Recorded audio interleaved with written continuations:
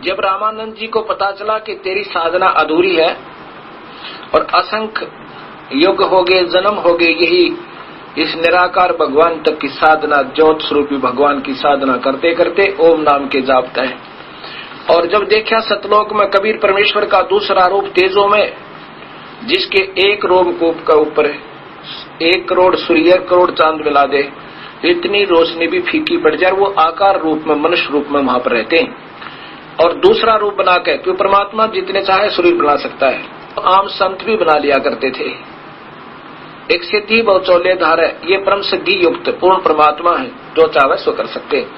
रामानंद जी को सतलोक ले गए, वहां देखा तख्त पर बैठे हुए परमेश्वर को, जो इतना तेज, एक रोमकूप में करोड़ सूर्य छुप जा, करोड़ चांद छुप जा, इतना रोशनी उनकी।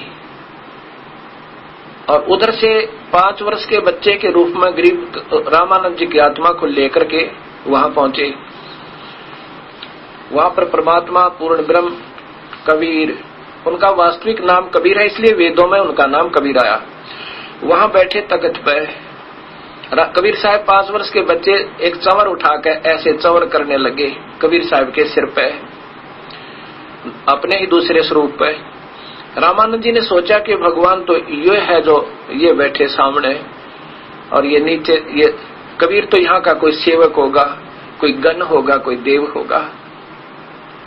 इतने में वो तेजों में शरीर वाले भगवान मनुष्य आकार रूप वाले खड़े हुए, और कबीर साहब 5 वर्ष के बच्चे तख्त पर बैठ गए, और वो तेजों में शरीर वाले दूसरा रूप उस 5 वर्ष के बच्चे पर ऐसे चंवर कर रहा है।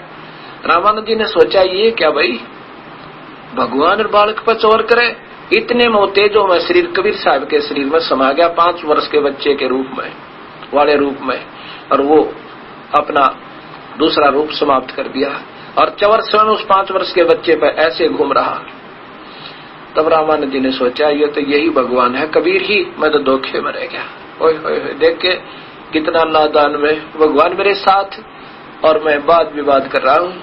उसी समय कबीर साहब ने उनकी आत्मा को वापस कर दिया, और वहां 5 साल के बच्चे के रूपों पर बैठे रहे। और सामने जो समाधि टूटी रामानंद जी की, सामने वो 5 वर्ष के रूप में फिर बैठे। ओए होए, फिर क्या कहा,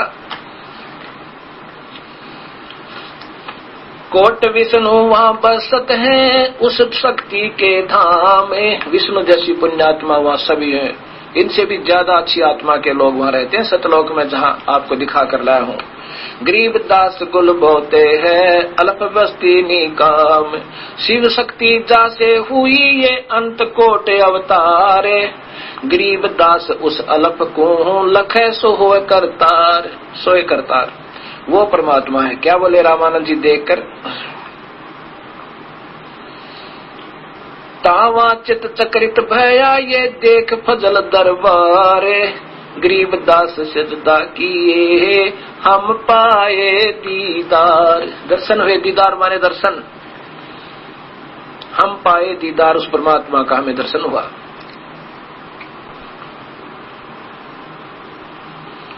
तुम स्वामी मैं बाल बुद्धि ये बर्म कर्म किए नासे। गरीब दास निज ब्रह्म तुम हमरा हो गया दृढ़ विश्वास। गरीब दास जी वो कबीर परमेश्वर की प्यारी आत्मा, अपने परमात्मा की महिमा जैसे तुलसीदास जी ने श्री राम जी की महिमा रामायण रूप में दोबारा रच दी थी, उनके कई हजार वर्ष, लाखों वर्ष के बाद, जो की तो सच कथा जो महर्षि वाल्मीकि वाली रामायण से मिलती है। ऐसे ही गरीबदास जी ने अपने कबीर परमेश्वर का वो आंखों देखा हाल जो स्वयं भी देख कर आए थे, वो फिर रचना जो की तो की। गरीबदास जी बता रहे हैं कि स्वामी जी रामानंद जी कह रहे हैं कबीर परमात्मा 5 वर्ष के बालक को कि मैं तो आपका बालक और आप मेरे गुरु। तुम स्वामी मैं बाल बुद्धि ये बर्म कर्म किए नासे। गरीब दास निज ब्रह्म तुम मेरा हो गया दृढ़ विश्वास। होए होए, तुम ही हो निज ब्रह्म, वास्तविक परमात्मा, आप ही हो पूर्ण ब्रह्म परमेश्वर। अब मेरा दृढ़ विश्वास हो गया, मैं आपका बच्चा। 104 साल का महात्मा और 5 साल के बालक को कहते हैं मैं आपका बच्चा और आप मेरे गुरु। तुम स्वामी मैं बाल बुद्धि, ये भ्रमणा भटकना करी नासे। गरीब दास नज पूर्ण ब्रह्म तुम, मेरा हो गया दृढ़ विश्वास। सुन बे सुन से तुम परे और से हमरे तीर। इन सुनों से ये छोटी मोटी सुन और ये प्रकाश दिखे, इस काल के ज्योति दिखे, इनसे तो कहते बहुत दूर हो तुम और उरली तरफ मेरे सामने बैठे। सुन बे सुन सुन भी सुन सुन भी सुन सुन भी सुन से तुम परे और से हमरे तीरी। गरीब दास सर्वंग में अवगत पुरुष कबीर। सर्वंग में सर्वव्यापक अंतर्यामी भी और सारे सब कुछ तो ही व्यापक है। अविगत सत्पुरुष कबीर, ये पुरुष कबीर, कबीर देव। पुरुष माने भगवान परमेश्वर, कबीर परमेश्वर। कोट कोट सजदा किए कोट कोट प्रणाम।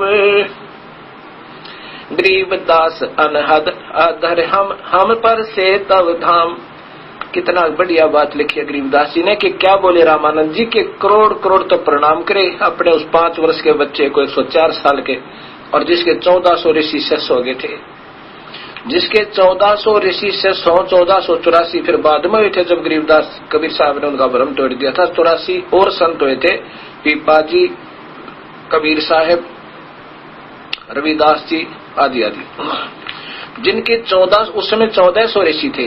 जिनके 1400 ऋषि हो उनके शिष्य कितने लाख होंगे, हिसाब लाना रामानंद के। और वो कहते हैं उस 104 साल के महात्मा ने 5 वर्ष के बालक के आगे माथा टेका। एक बार नहीं करोड़ करोड़ नाम कर दिया। अब जिसकी हमने तलाश है और वो मिल जा और फिर उसी के पाने का रास्ता मिल जा तो फिर भी वो चूक रहा तो अभिमानी प्राणी है, वो भगवान का पाने का अधिकारी नहीं है। क्या कहते हैं कि हे परमेश्वर कोट कोट सजदा करे रामानंद जी ने और कोटि कोटि प्रणाम। गरीब दास अनहद अधर, वो वास्तविक धुनात्मक शब्द तो मालिक ऊपर है, हम तो इस शरीर में सुन रही धुन को अंतिम मान रहे थे। अनहद वो वास्तव में अनहद नाथ वहां ऊपर बज रहा, तेरे लोक में दाता, वो तो इससे तो असंख्य गुना ज्यादा अच्छा है।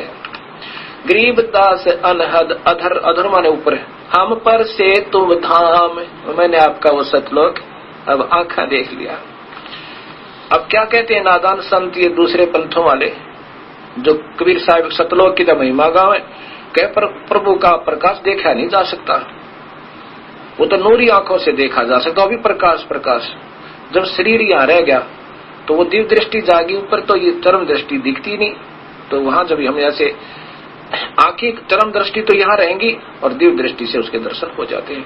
कबीर परमात्मा है, आकार में है, मनुष्य जैसा है, लेकिन तेज बहुत है। तेज है तो भी आकार दिखेगा।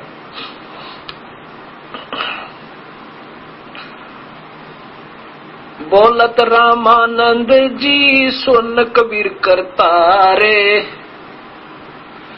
गरीब दास सब रूप में तू ही बोलन आरे। तू अंतर्यामी तू ही है, ऐसा गीता में दिखाऊंगा आपको कि वो परमात्मा था और है जो जीव के साथ अभिन्न रूप से रहता है। जैसे गंध रहती है वायु, वायु रहती है गंध के साथ, ऐसे वो परमेश्वर इस जीव को इधर उधर घुमाता है। यही शक्ति है जो उसके साथ रहती है अंतर्यामी रूप में।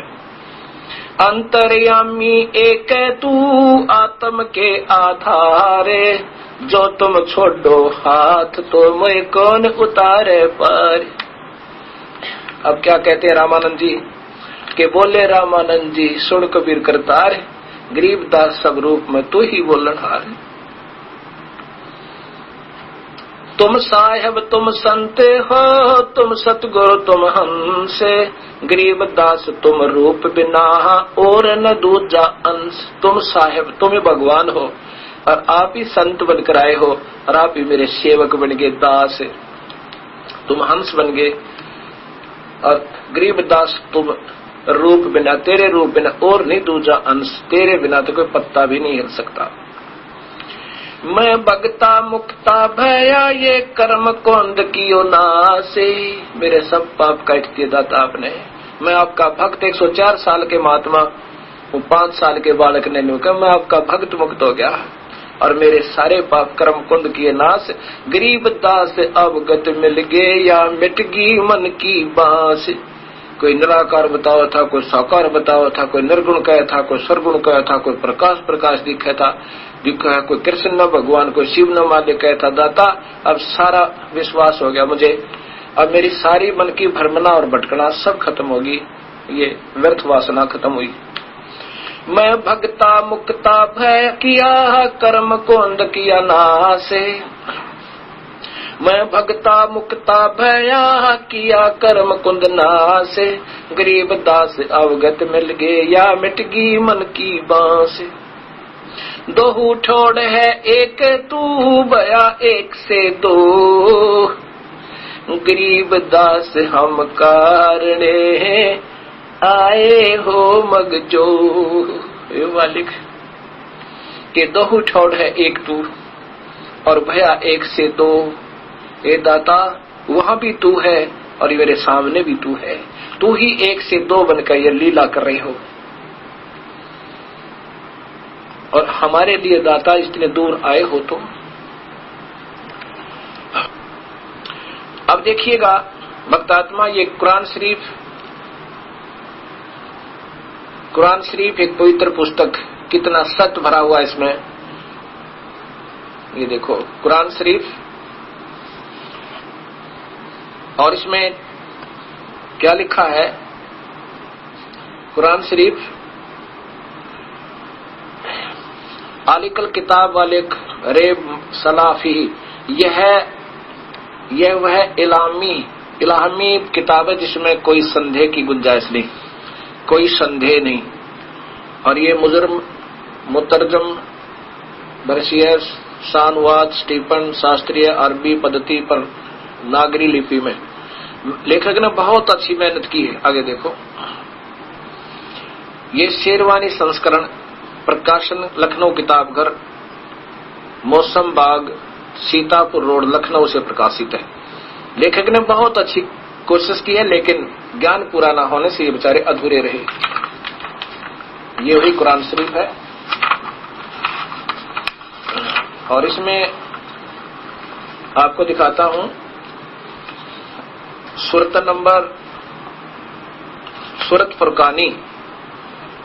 फुरकानी 25, ये है सूरतल फुरकानी 25 और इसके प्रश्न नंबर 604 पे नीचे देखो कबीर शब्द लिखा स्पष्ट, आयत नंबर 52 में। ये आगे ये 51 है, जिहादन कबीरन। अब ये तो कबीर शब्द देखो आप, बिल्कुल कबीर लिखा, ये नहीं बोला जाता इसमें, जिहादन कबीर। ऊपर देखो, ये तो अरबी भाषा तो अरबी है, लिपि उर्दू है। और इस लेखक ने कितना कमाल किया, कितनी मेहनत की बेचारे ने। पूरा ये पढ़ भी सकते, इसमें कबीर शब्द लिखा है यहाँ पर। ये इसी की ज्यों की तो अरबी लिखी फिर देवनागरी भाषा में। ये समझो ये अरबी ही है सारी है, ये भाषा देवनागरी होगी, ये उर्दू होगी, इतना अंतर है। इसका अर्थ है कि जिहादन कबीरन। ये 52वें श्लोक देखो क्या, 52वें में ताला मुतियल काफिरिन व जाहिद होम भी जिहादन कबीरन। अब इसका हिंदी देखो, ए पैगंबर, ये कुरान शरीफ हजरत मोहम्मद जी के ऊपर आई है, उन्हों के लिए आदेश है। हे पैगंबर, तुम काफिरों का कहा न मानना और इस कुरान की दलीलों से इसके सत्य आधार पर उनका सामना बड़े जोर से करना, बड़े जोर से करो, उनका सामना बड़े जोर से करो। अब इन्होंने कबीर का अर्थ बड़ा लिख दिया, यहाँ पर कबीर शब्द लिखना है, इसका वास्तविक अर्थ क्या बनता है। और फिर आगे देखो, मैं बताऊंगा, ये दास बताएगा, क्योंकि दास को थोड़ा सा ज्ञान है मालिक का, अब उन्हीं गिरजा से। ये देखो 58वीं आयत में वही है, ये जो कि तो कुरान जो है शरीफ के अंदर खबीरा, ये कबीर शब्द है, ये गलती से मिसप्रिंट है और ये कबीरन है, ये वही कबीर है। अब इन 58 और 59 तक 52 से लेकर हम सारा ही सुनाएंगे आपको। ये हिंदी देखो इधर। अब पहले मैं आपको थोड़ा सा वर्बली बताता हूं क्या कहना चाहा है इसमें। कोई निराकार अल्लाह है, कोई निराकार अल्लाह है जो आदेश दे रहा है हजरत मोहम्मद को। हजरत मोहम्मद जी उसको खुदा मानते हैं। हजरत मोहम्मद जी का खुदा कह रहा है कि जो मैं तुझे आदेश तुझे मिल रहे हैं और ये कुरान शरीफ के आधार पर इनको जो उस पूर्ण परमात्मा के बारे में जो आयते हैं उनको सत्य मानना दलील को, और वो कबीर परमेश्वर है। और ये काफिर उस कबीर को परमात्मा नहीं मानते और वो आपको विचलित करेंगे, कहेंगे वो कबीर भगवान हो ही नहीं सकता, तो झूठ बोलता है। तो इसलिए इसके बेस पर इन सत्य शास्त्र के आधार पर तो उनके साथ संघर्ष करना, जिहादन करना कबीर के लिए, जिहादन कबीरन उस कबीर के परमात्मा के लिए तो संघर्ष करना, उनका मानना मत, उन काफिरों का कहा मत मानना। इसका अर्थ ये फिर कहा कि ये वही परमात्मा है जिसने सारी सृष्टि रची, सब शरीर बनाया, सबको तुम्हें, क्योंकि गीता भी ये बताती है वो परमात्मा अन्य है जो सबके तीनों लोकों में प्रवेश करके सबका धारण पोषण करता है। वही शास्त्र एक ही इशारा करें कबीर परमेश्वर की तरफ। और उस परमात्मा की ही बड़ाई के लिए अर्थात महिमा गाने के लिए मैंने तुझे भेजा है। ये काल बहुत होशियार है, यहां भेज देता है इनको कि पूर्ण परमात्मा की महिमा बताओ, लेकिन अपने फरिश्तों को भेज कर या उनको स्वयं अंदर प्रकट करके उनको उल्टा सुल्टी महिमा भरवा देता है। आप तो दोषी होता नहीं उस प्रभु का, इन अन्य बड़ी बड़ी आत्माओं को दोषी बना देता है गलत मार्गदर्शन करने का। और सत्य ज्ञान सही देता है लेकिन साधना गलत करवाता है। और यही कहा था कि 12 पंथ करूं मैं साजा, नाम तुम्हारा ले करूं आवाजा।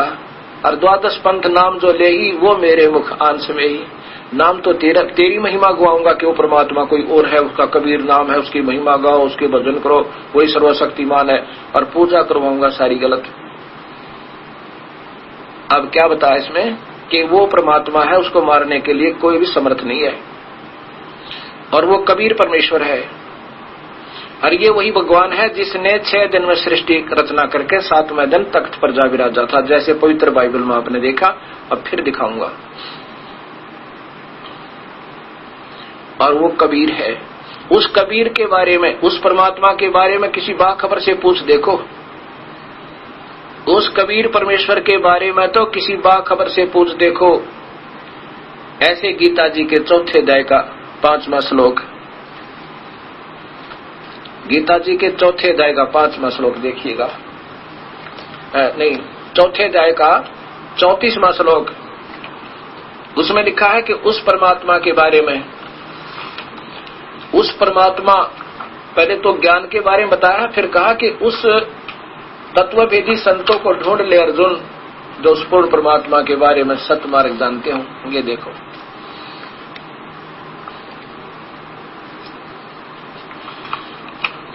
ये अध्याय नंबर 4,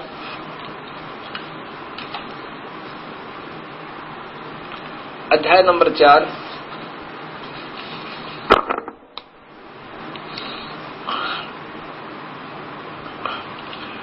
देखा, अध्याय नंबर 4 और ये श्लोक नंबर 34 में स्पष्ट है कि उस ऊपर लिखा है कि पहले तू ज्ञान सुन और धर्म ज्ञान से ज्ञान एक श्रेष्ठ है। 133 में कहा है कि धर्म जो करते हो धन से, उससे ज्ञान यज्ञ ज्यादा अच्छी है। ज्ञान से पता लगेगा कि कैसे भक्ति करनी है और कौन है भगवान। उस ज्ञान को तू तत्वदर्शी ज्ञानियों के पास जाकर समझ। भली भांति दंडवत प्रणाम करने से, सेवा करने से और कपट छोड़कर सरलता पूर्वक प्रसन्न करने से परमात्म तत्व के को भली भांति जानने वाले ज्ञानी महात्मा तुझे तत्व ज्ञान का उपदेश करेंगे। अब ये सभी शास्त्र एक इशारा कर रहे हैं कि भगवान तो ज्ञान बोल रहा है, अर्जुन सुन रहा है। जितना भगवान ने ज्ञान था वो बता रहा है कि ओम नाम का जाप कर, 5 यज्ञ कर और ऐसे ध्यान कर, ऐसे वक्त ऐसे कर, तू बस मेरे पास आ जाएगा। लेकिन तूने अगर उस परमात्मा के चरणों में जाना है तो उसके लिए उन तत्वदर्शी संतों ने ढूंढ ले। यानी भगवान तो अपना ज्ञान तो बता रहा है कि मैं तो इतना बता सकता हूं, उस परमात्मा को जो परम शांतिदायक है उसके लिए उन संतों ने ढूंढ ले जो उस परमात्मा के सतमार्ग दर्शक हो, सही ज्ञान जानते हो।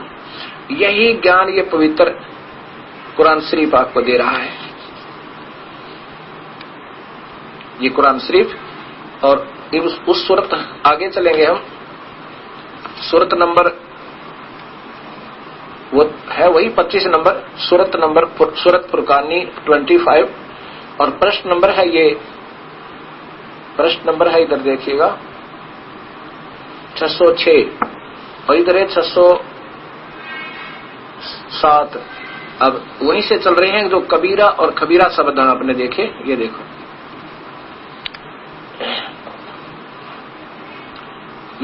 ये खबीरा और ये खबीरन, इसी में यहां देखिए। अब 53वीं से चला शुरू हुआ।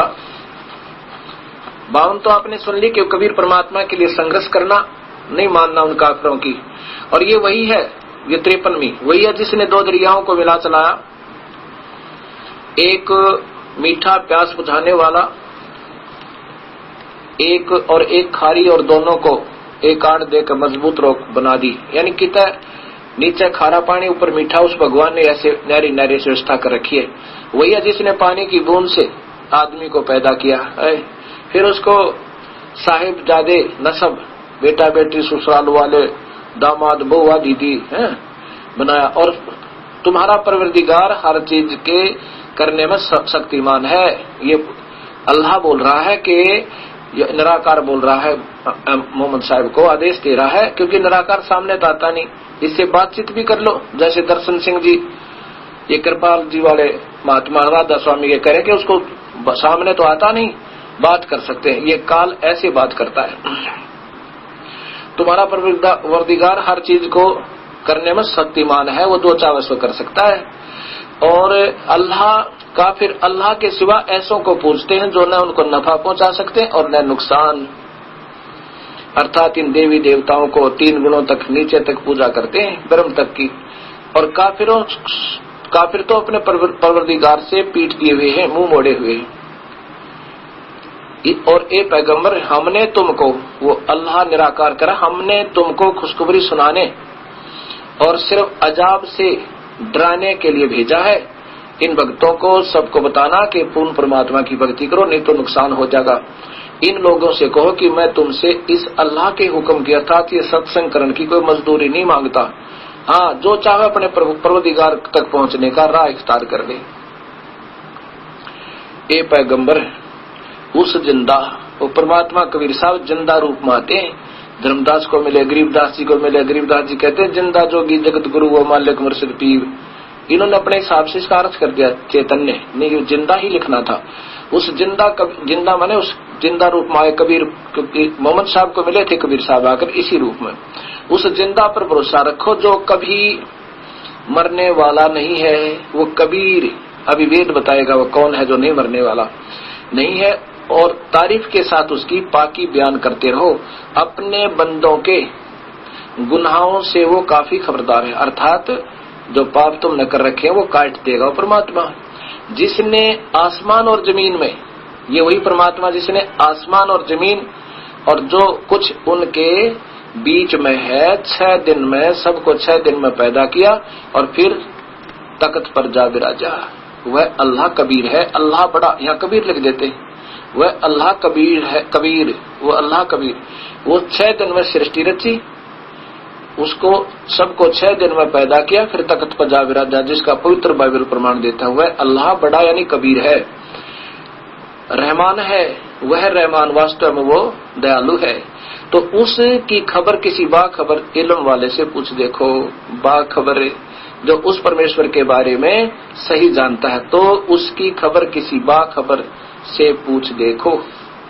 ए मालिक, बोल सतगुरुदेव की जय। अब इसमें स्पष्ट हो गया कि वो कबीर परमेश्वर है और उसी ने सारी सृष्टि रची और सारा मुसलमान समाज उस परमात्मा को कहते हो तो निराकार है, वो अव्यक्त है, व्यक्त में आता ही नहीं। और कोई व्यक्त में मानता है तो झूठ बोलता है। बताओ, शास्त्रों में लेख प्रमाणित है पर हम उनको समझ नहीं पाए। धर्मदास जी ने कबीर साहब से पूछा था, हे मालिक, इसका मतलब जो कहानी कथा आप सुना रहे हो हमें, ये तो सत्य है, ये इसमें कोई शक नहीं, क्या बाकी वेद शास्त्र पुराण कुरान सब झूठे हैं? अगर नहीं धर्मदास, ये वेद कतेब झूठे ना भाई, और झूठे हैं जो समझे नाई। वो नादान है जिनको इनकी क्या लिखा है तो मालूम नहीं, सुनी सुनाई अटकलों पर लतीफेदार बात बना के एक अच्छे वक्ता के रूप में आकर्षित कर रहे हैं। ये स्वयं भी नरक में जाएंगे और अपने अनुयायियों को भी 84 में ठोकेंगे। वो कौन भगवान है? वो कबीर है, किसने जो 6 दिन में सृष्टि रची और 7वें दिन तख्त पर जा विराजा। ये कुरान शरीफ स्वीकार करती है, बताती है। और अब देखो ये पवित्र बाइबल, फिर देखो, क्योंकि ये ऐसा गूढ़ ज्ञान हो गया, इतना गहरा दब गया कि इसको जल्दी से हम बहुत बार सुनेंगे, समझेंगे, जब जाकर बात बनेगी। ये देखो वही the holy bible literature revised edition, और ये यहां से प्रकाशित है। Indian bible literature 67 branch road, Berka road, Kilpur, Chennai, यानी बंबई में। हाँ, चेन्नई मद्रास से। अब यहां देखो इसके उत्पत्ति ग्रंथ में, ये देखो परमात्मा ने 7 दिन में सृष्टि रची। और ये देखो पहला दिन, ये देखो दूसरा दिन, देखिएगा तीसरा दिन सृष्टि का, और चौथा दिन, यहां देखो फिर 5वां दिन, ये 5वां दिन, और ये 6ठा दिन। अब 6ठे दिन में क्या किया है कि वह फिर परमेश्वर ने कहा कि हम मनुष्य को अपना स्वरूप अनुसार उसकी समानता में बनाए है। तब परमेश्वर ने मनुष्य को अपना स्वरूप उत्पन्न किया और अपने स्वरूप के अनुसार परमेश्वर ने उसको उत्पन्न किया, ये नर और नारी किया करके उनकी सृष्टि की।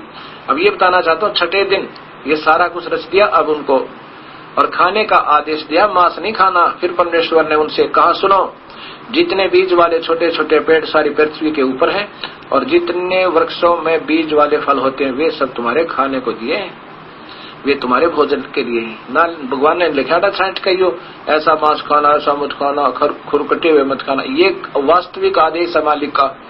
आगे उन फरिश्तों के और देवताओं अन्य फरिश्तों के आदेश हैं जो कि मान्य नहीं है, वो पाप के भागी बना रहे हैं आपको। अन्य पशु पक्षियों को भी ये छोटे छोटे हरे पत्ते दिए। अब देखो 7वां दिन विश्राम किया, वो परमात्मा 7वां दिन विश्राम किया, 6 दिन में सृष्टि रची और परमेश्वर ने 7वें दिन आशीष दी और पवित्र ठहरा, क्योंकि उसने सारी सृष्टि की रचना करके सारे काम से विश्राम लिया।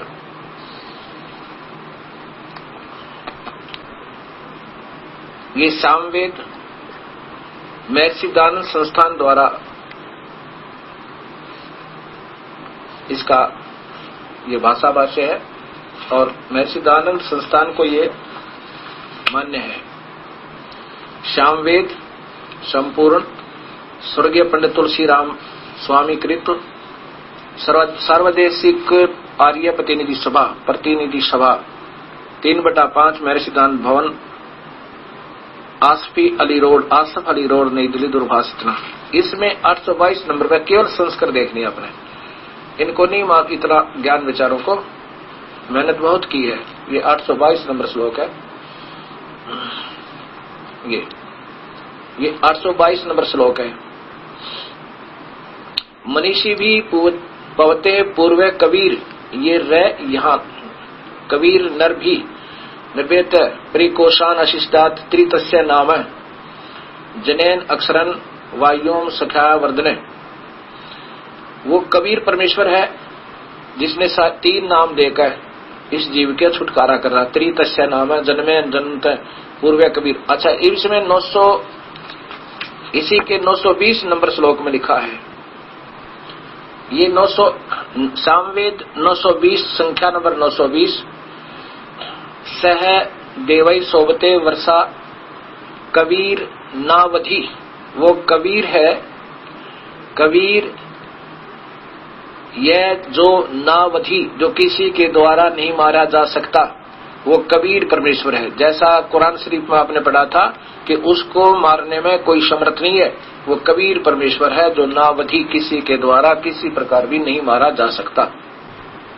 और यही आपने अथर्ववेद कांड नंबर 4 के अनुवाक नंबर 1 में पूर्ण विवरण सुन लिया कि आखिरी में 7वें श्लोक में लिखा है, सभी सृष्टि का रचनहार, सब ब्रह्मांडों का रचने वाला वो कबीर परमेश्वर है, वो स्वयं कबीर है।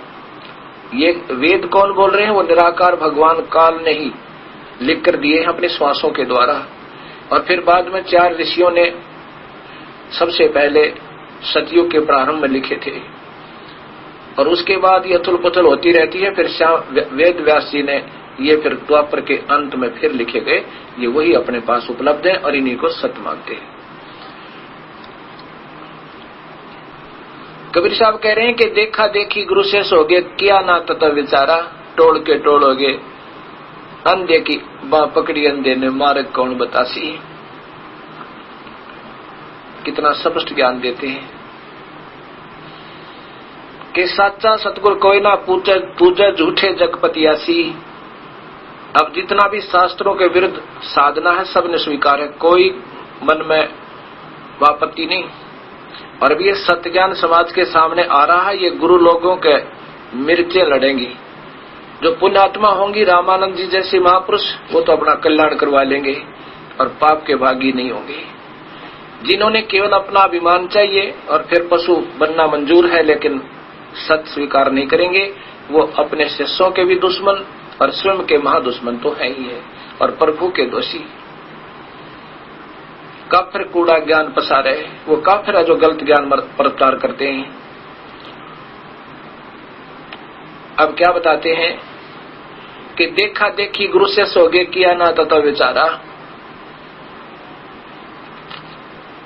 गुरु शिष्य दोनों के सिर पे ये नकली गुरुओं का शास्त्र विरुद्ध साधना बताने वाले झूठा विवरण काल तक का दे रहे हैं, और उनके अनुयायी शिष्यों पर कहते काल ठोक का पंजारा। चाहे वह कबीरपंथी है जिनके पास 3 नाम वाला सत्य मंत्र नहीं है, वह केवल गीत गान तर कबीर साहब को भगवान मान लेने से ऐसे नहीं।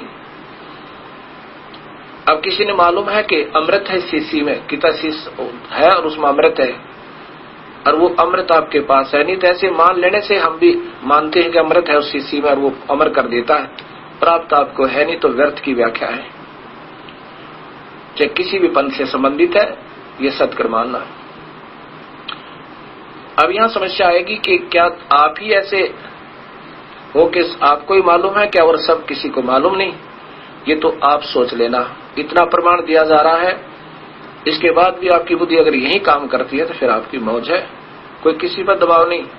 लेकिन मेरे को आदेश दिया उस परमेश्वर ने कि मेरे सत्य ज्ञान का ढोल पीटते, और ऐसे जो कि बिल्कुल प्रमाणित, अब तो सब बहन भाई शिक्षित है, अशिक्षितों को बहका लिया इन्होंने। अब कई भाई कहते हैं कि इतनी संख्या में लोग वहां जाते हैं, उसमें बड़े शिक्षित लोग हैं, कोई IAS अफसर है, कोई IPS है, कोई इंजीनियर है, कोई डॉक्टर है, क्या वो सब पागल है? वो पागल नहीं, वो भूखे हैं भगवान के, वो तड़प रहे अपने परमात्मा की तलाश में। आगे उनको अंधे गुरु टकर गए, उनमें अंदर वो भूस भर दिया जो उनने जितना ज्ञान था, एक वो बेचारे अब वो क्या करें? ऐसा उल्टे ज्ञान से ऐसा भर दिया क्योंकि वो बुद्धिजीवी थे, इंटेलिजेंट से जल्दी पकड़ लिया उनका सारा जो उन्हें देना था उन नकली गुरुओं ने। अब वो आप स्वामी हो गए, अब वो दुनिया को बताने लगे उस अधूरे ज्ञान को, क्योंकि ऐसा सुना सुनाया ही। वो पागल नहीं, वो चाहने वाली आत्मा प्रभु की, और प्रभु तो वही विधिवती मिलेगा जो शास्त्र प्रमाण देते हैं। फिर कहते हैं सार शब्द सरजीवन बीटी बूटी। कबीर साहब कहते हैं सार शब्द सर जीवन बूटी घिस घिस अंग लगावे, कह कबीर तुम सत्कर मानो जन्म मरण मिट जावे। और ये भगवान, ये तीन लोग के भगवान कहते हैं अर्जुन तेरे मेरे तो गणे जन्म हो लिए, ये जन्म मरण तो मिटा नहीं भाई। और शिव जी ने पूछा था माता से, कहा था हे माँ मैं पिता के दर्शन नहीं ढूंढना नहीं चाहता जब मेरे दो भाइयों को नहीं मिला, ब्रह्मा और विष्णु को, मुझे तो अमर कर दो।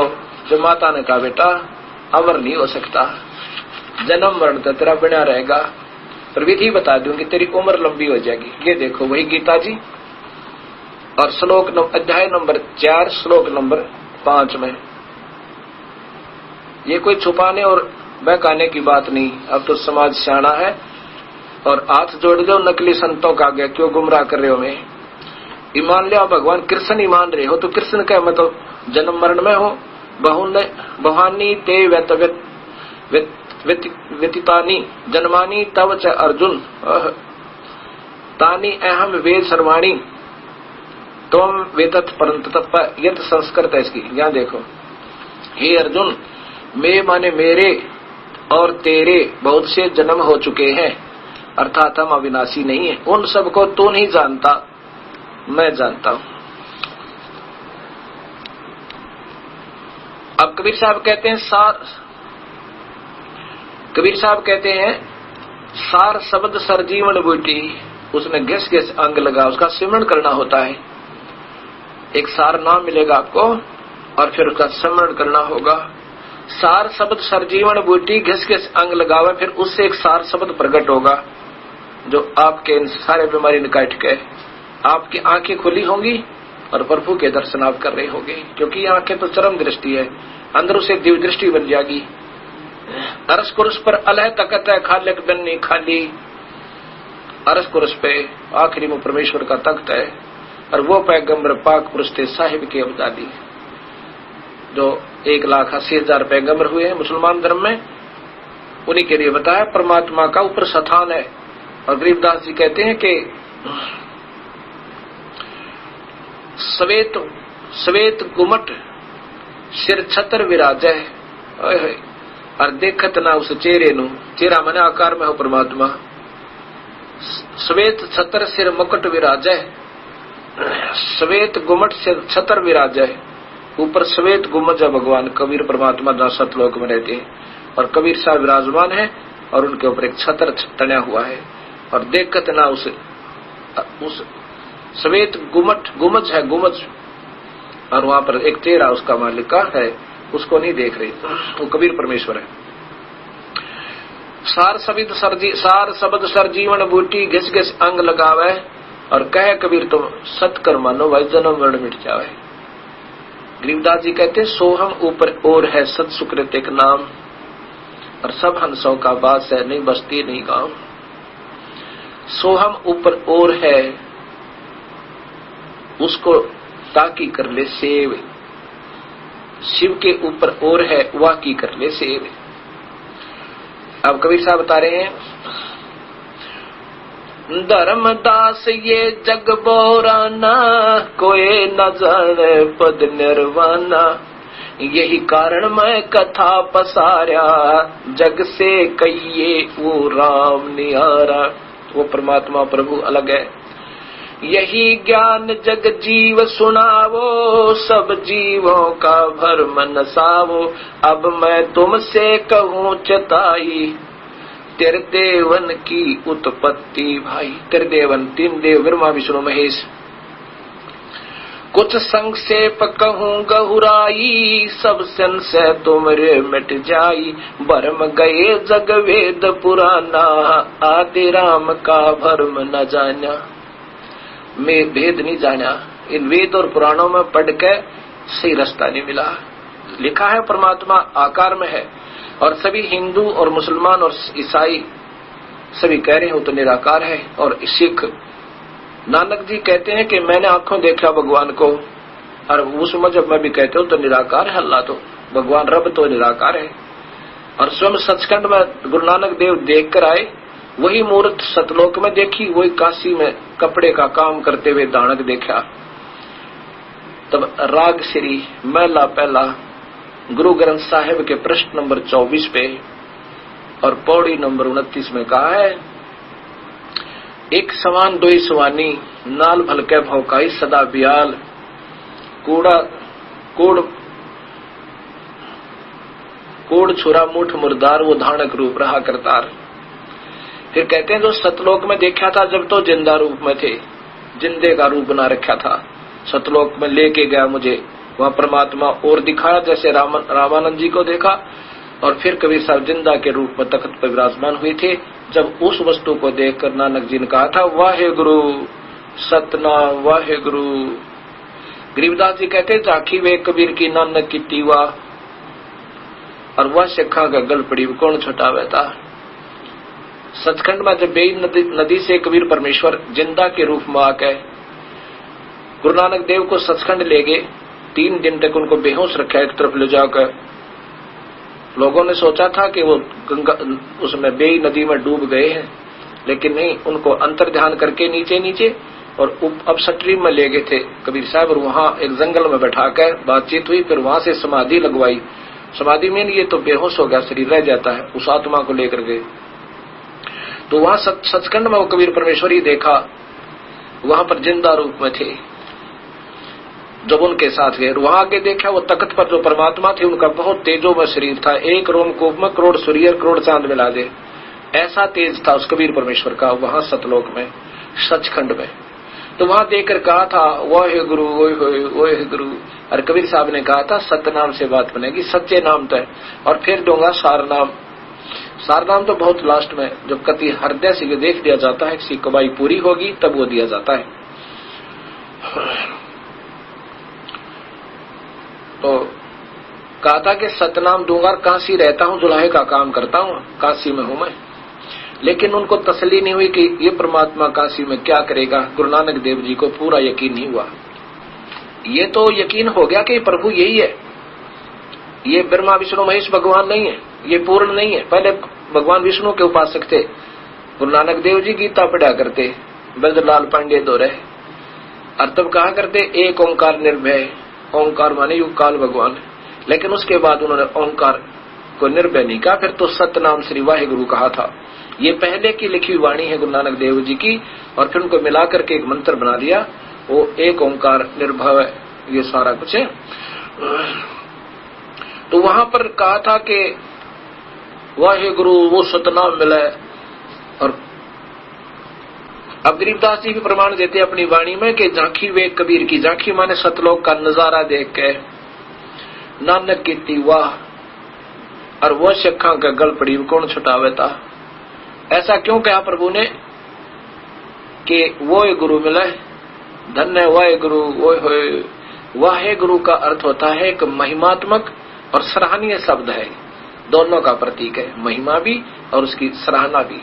वो गुरु सतनाम, सतनाम मिला। जब यहाँ आ जाने तो नहीं आ सकते, वापस आए और वहां जब वापस तीसरे दिन मिले तो राजा के वहां से अपनी नौकरी त्याग कर चल पड़े, इस तलाश में कि इस सतलोक की महिमा कोई बताने वाला होगा तो उससे वहां आसपास वो संत भी होगा, वो परमात्मा आया हुआ होगा। प्रथम उदासी में वो चले थे अपने वहां से, अपने तलवंडी से, और फिर इधर अंबाला साइड में होते हुए वाराणसी पहुंचे और सबसे चर्चा करते गए, इसलिए कि कहीं यहाँ कोई बात बताएगा उस सच्चे बादशाह की और सचखंड की कोई जिक्र करेगा तो अवश्य वो परमात्मा वहीं मिलेगा। उनसे पूछूंगा वो कहाँ है जिससे तुमने ये ज्ञान हुआ। इस खोज में तड़पते हुए चलते हुए बड़ी बहुत कठिन यात्राएं की। और साथ में कबीर साहब ने बताया था कि गुरु नानक देव को कि मेरे गुरु रामानंद जी हैं काशी में। फिर बनारस पहुंचे, पहली उदासी देखो उनकी महापुरुष जी की। वहां रामानंद जी को पूछा तो रामानंद जी तो सर्वविदित थे। रामानंद जी के पास के रामानंद जी से चर्चा की उस सचखंड के बारे में। रामानंद जी ने कहा कि मैं भी देख कर आया हूं उसको, लेकिन दिखाने वाला मैं नहीं हूं, मेरा शिष्य, मेरा गुरु समझो। अब तो वो शिष्य नहीं रहा, वैसे तो दृष्टि से लोगों की दृष्टि से मेरे शिष्य हैं, लेकिन मैं उनका शिष्य, वो मेरे गुरुदेव कबीर परमेश्वर हैं, कबीर आए हुए हैं। वो कहाँ है कि अपना घर आज जुलाहे का काम कर रहे हैं, कुछ कार्य ज्यादा था, आज नहीं आ पाओगे। अब उस प्यारी आत्मा के भ्रम तोड़ने के लिए अपने प्यारे नानक देव जी को सतमार्ग और अपना वास्तविक रूप दिखाने के लिए उस दिन वो वहां नहीं गए। कहा? रामानंद जी के आश्रम में कबीर साहब नहीं गए, नहीं तो रोज जाते थे। तब रामानंद जी ने एक सेवक भेजा गुरु नानक देव के साथ, और बाबा नानक को वो सेवक लेके कबीर साहब के उस स्थान पर पहुंचा जहां वो कपड़े का काम कर रहे थे, धानक का। और जब देखा हुआ है सूरत जो की तो जो सतलोक में देखी थी, ये वहां पर जिंदा के रूप में थे, जिंदा रूप में। एक मुसलमानों में जिंदा महात्मा होते हैं, ऊपर काला सा लंबे चोटे वाला टोप और एक ओवरकोट काला ही होता है, उसको जिंदा महात्मा कहते हैं। ओए होए, फिर देखा ओए होए, ये तो वहां तो समय अनुसार ये अपना शरीर के वेशभूषा बदल लेते हैं, लेकिन वो भगवान से जो वहां मैंने सत्संग में देखा था। तो क्या कहा कि फाई सूरत मलुक की वेश ए ठगवाड़ा ठगी देश है। ये दुनिया को ये महसूस नहीं होने देता मैं भगवान हूँ। फाही सूरत वो है जो की तो मूर्त सूरत वो परमात्मा। मलुक की वेश, ये यहाँ पर इस मुल्क में आकर ऐसा वेशभूषा कर ली और वहां पर जिंदा रूप बने हुए थे। फाही सूरत मलुक की वेश ए ठगवाड़ा ठगी देश, खरा सियाणा बहुते बार ये दानक रूप रहा करतार।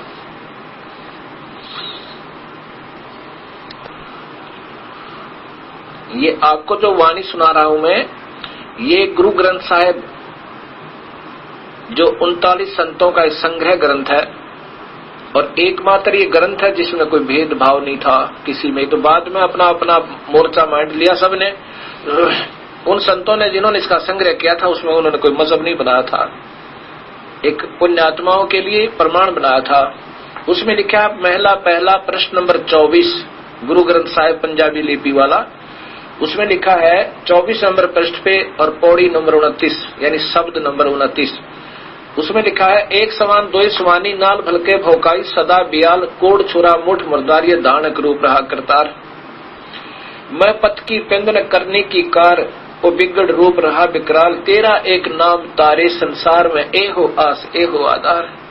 अब देखा आंखों में पानी भरकर कबीर परमात्मा ने वहां दानक का काम करते हुए, चुलाए का काम करते हुए देखा काशी में, तो आंखों में पानी भर के जैसे सर्प न मणि चाहिए और कंगाल न धन पाजा, और पैसे न पानी भूखे न भोजन मिल जा, कितना खुश होता है। ऐसे गुरु नानक देव जी वो प्यारी आत्मा अपने परमात्मा के दर्शन करके कैसे खुश हो रहे हैं।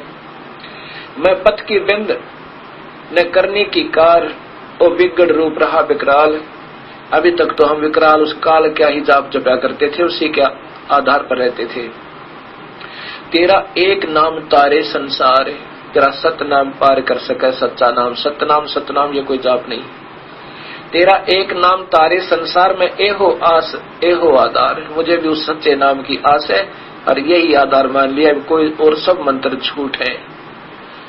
वो सतनाम यानी सच्चे नाम का प्रमाण गुरु ग्रंथ साहिब में भी है। उसके बाद फिर सारनाम गरीबदास जी कबीर साहब ने बाद में दिया था, जब वो कुछ ही समय के बाद सतलोक चले गए थे, क्योंकि वो बड़े अधिकारी होने पर ही दिया जाता है सारनाम। तेरा एक नाम तारे संसार में एहो आस एहो आधार, मुख निंदा आख्या दिन रात। क्योंकि कबीर साहब पहले गए थे, इनसे मिले थे, उसमें काफी चर्चा हुई थी और कबीर साहब आ गए थे, ये नहीं माने थे और कहा था ये धानक क्या जाने, ये दुलाहा ऐसे ही मूठ पटांग कर रहा है। गुरु नानक देव जी ने अपने मन मन में कहा और भक्तों से भी कहा कि ये तो कृष्ण से ऊपर बता रहा कोई भगवान है, कैसे माने। फिर दूसरी बार कुछ दिनों के बाद गए थे, जो सतलोक दिखा, अपना रूप दिखा, उसके बारे में कह रहे हैं कि मुख निंदा आख्या दिन रात। मैंने तो आपके बारे में बहुत कटु वचन कहे थे, दाता माफ करना। गुरु नानक देव जी अक्षमा याचना करे प्रभु दे। मुख निंदा आख्या दिन रात, पर घर जो ही नीच मनात, काम करो तर वसे चंडाल ये धानक रूप रहा करतार। फाई सूरत मनुख की वेश, फाई सूरत है वो सूरत जो वहां देखी थी सतलोक में। अब यहाँ के मुल्क, यहाँ के देश के आधार पर इन्होंने दूसरी वेशभूषा बना रखी है, दानक बने बैठे वहां जिंदा रूप में थे। फाई सूरत मनुख की वेश ओ ठगवाड़ा ठगी देश, ये खरा सियाणा बहुते बार है। ओए होए, ये मामूली चीज नहीं है, बहुत बार अर्थात बहुत कीमती है, ये सर्वशक्तिमान है, ये धानक रूप रहा करतार। खरा सियाणा बहुते बार, ये धानक रूप रहा करतार। अपने आप को कितना विनम्र यानी आवश्यकता से अधिक विनम्र बता रहे हैं, अपने आप को दिखा रहे हैं। कहते हैं मैं कीता न जाता हरामखोर, अपने आप को लताड़ रहे हैं गुरु नानक देव जी अपने प्रभु के सामने के मैंने उल्ट सुलट बातें भी कह दी थी, मुझे ऐसा नहीं कहना चाहिए था। संत वैसे उल्ट सुलट नहीं कहा करते, इतना जरूर मन में आ जाता है कि ये अनजान है, ज्ञान नहीं है, और प्रभु के बारे में इतना कहना भी वो अपना दोष मान रहे हैं गुरु नानक देव जी। कहते हैं मैं कीता न जाता हरामखोर खोर, मैं कीता न जाता हरामखोर, ऊ किया मुदे सा दुष्ट चोर, नानक नीच कहे विचार है, अपने आप को कितना अधीन कहे। गरीबदास जी भी कहते हैं बांदी का जाम गुलाम गुलाम गुलाम हूँ, भाई जिसने पार होना है ऐसे विनम्र होना पड़ेगा प्रभु के सामने, अभिमान से भगवान नहीं पावे। ऐसे ही ये प्यारी आत्मा गुरु नानक देव जी अपने प्रभु के सामने क्या कहते हैं, नानक नीच कह विचार, ये धानक रूप रहा करतार। ये रावे सोच समझ के कह रहा हूं, वैसे नहीं कह रहा। ये बैठा भगवान, दुनिया होगी इकट्ठी आसपास, आंखों में पानी, चरणा में गिर गया अपने कबीर परमेश्वर के।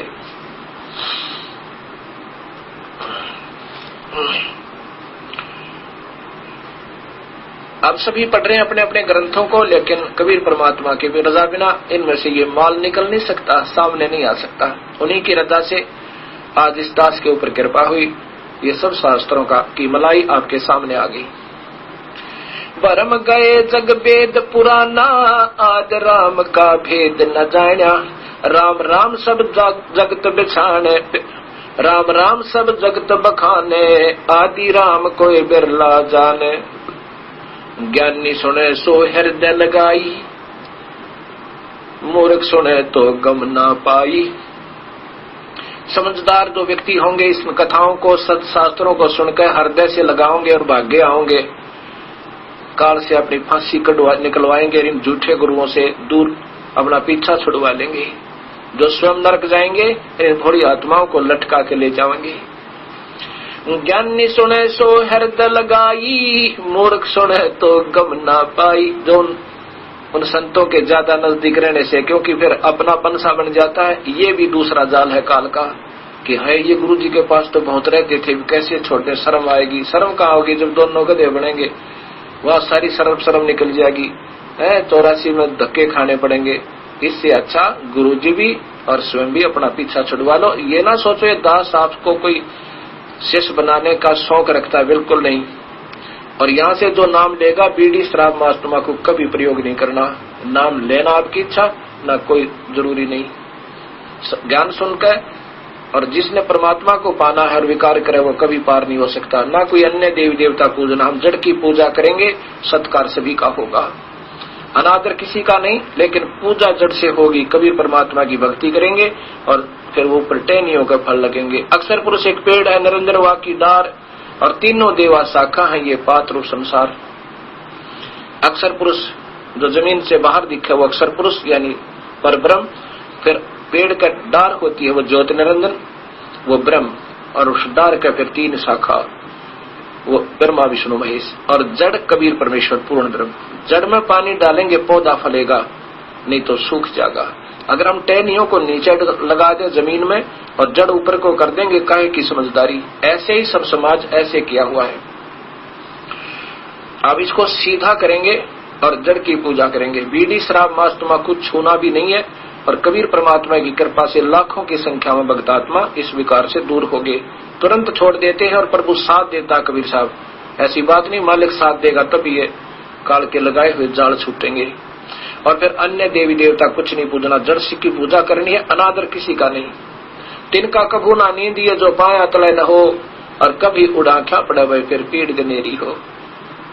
निंदा नहीं करनी किसी की, किसी को अनादर नहीं करना, लेकिन पूजा तो विधिवत करने से बात बनेगी। ज्ञानी सुने सो हृदय लगाई, मूर्ख सुने तो गम ना पाई। माँ अस्तंगी पिता निरंजन, ये दम दारुण वंशन अंजन। ब्रह्मा विष्णु महेश की माँ तो अष्टंगी और पिता ये काल ब्रह्म। अब इसका आपको गीता जी में दिखाऊंगा, ये देखिएगा पवित्र गीता जी।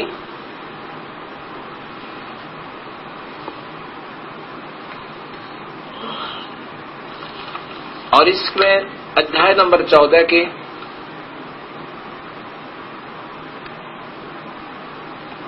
श्लोक नंबर 3, 4 और 5 पे श्लोक नंबर 3 है कि अर्जुन, हे अर्जुन, मेरी महत ब्रह्म मूल प्रकृति संपूर्ण प्राणियों की, भूतोमन प्राणियों की योनि अर्थात गर्भाधान स्थान है, गर्भाधान स्थान है। मैं काल बोल रहा है ये, मैं उस योनि में चेतन समुदाय गर्भ को स्थापन करता हूँ। उस जड़ चेतन संयोग से सब प्राणियों की उत्पत्ति होती है। अब देखो ये 5 चौथा है, ये तीसरा सुना आपने, चौथे की संस्कृत इन्हीं के द्वारा देखना। हे अर्जुन, नाना प्रकार की सब योनियों में जितने मूल मूर्तियां शरीरधारी प्राणी उत्पन्न होते हैं, प्रकृति तो उन सब की गर्भ धारण करने वाली माँ है और मैं काल ब्रह्म सबका पिता हूँ। और 5वें में देखो कति कमाल कर दिया कि एक श्लोक नंबर 5 है, इसमें है कि हे अर्जुन महाबाहो, हे अर्जुन, सतगुण रजगुण और तमगुण, रजः सत्वम रजम तमः, ये प्रकृति संभवा, ये प्रकृति से उत्पन्न, प्रकृति शब्द आपको दिखाया था शिव महापुराण और देवी भागवत महापुराण में, उत्पन्न तीनों गुण अविनाशी जीव आत्मा को शरीर में बांधते। तीनों गुण कौन? रजगुण ब्रह्मा, सदगुण विष्णु, तमगुण शिव जी। ये जीव को फंसाए रखते हैं, पार नहीं होने देते। अब गीता जी के गलत सरलार्थ करता और आपके वो नादान गुरुदेव आपको भ्रमित कर रहे हैं। वो कहेंगे कि कौन कहता है ये 3 गुण रजगुण ब्रह्मा, सदगुण विष्णु, तमगुण शिव जी हैं। अब इसके लिए ये प्रमाण आपको साथ ही देता हूं कि ये स्वयं स्वीकार करते हैं। और कौन कहता है ब्रह्मा विष्णु महेश प्रकृति से उत्पन्न हुए? प्रकृति देवी कौन है? क्योंकि उनको ज्ञान तो है नहीं। आप अंधे, और इनको भी गेल नरक ले जाएंगे अपने अनुयायियों को, बेचारों को। अब देखो ये देवी भागवत महापुराण, ये कोई आज रचा हुआ शास्त्र नया नहीं, ये बहुत पुराना है। ये देखो आपके सामने श्री देवी भागवत मोटा टाइप, और ये गीता प्रेस गोरखपुर से प्रकाशित है। ये केवल हिंदी है और संस्कृत वाली भी मेरे पास है, वो भी दिखाऊंगा आपको। और इसके लेखक हैं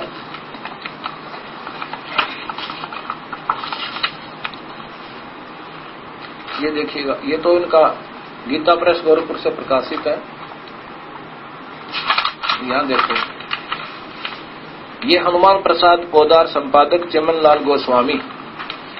इसी के तीसरे स्कंद में, तीसरा स्कंद, ब्रह्मा जी द्वारा भगवती चरणों में समस्त देवता आदि को देखना। ये देखो अब क्या कह रहा है विष्णु जी, यह संसार तुम्ही से उद्भासित है, हो रहा है।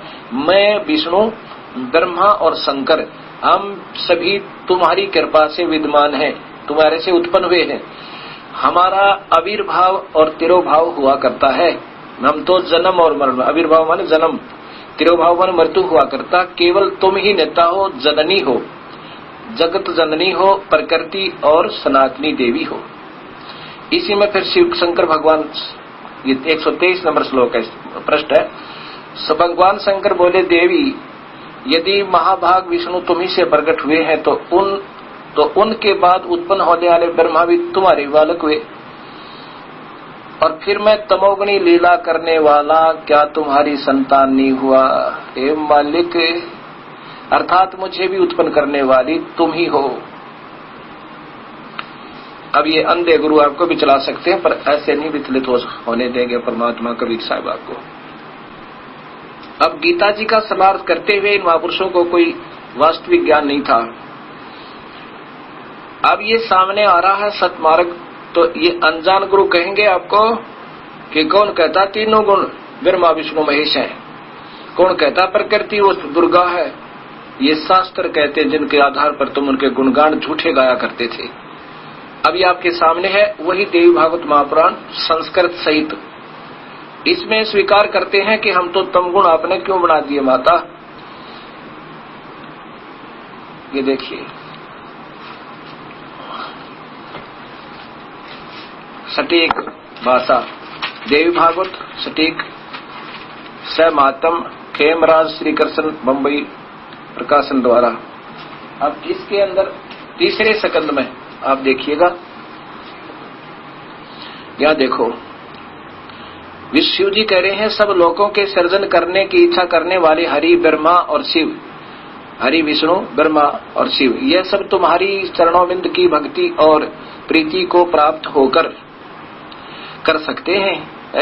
हे मात, हे प्रकृति, यदि हमारे ऊपर आप सदा दया युक्त हो तो हमको, शिव कह रहा मुझको तो तमोगुण बना दिया, प्रदान किया, और ब्रह्मा रजगुण और हरि सतगुण, हे मालिक आपके सामने है। किस, यहाँ देखो किस प्रकार स्थित किया, नीचे आएगा ये याद है, किस प्रकार युक्त किए हे मात, बताओ, ये आपके सामने है, कोई नई बात नहीं है।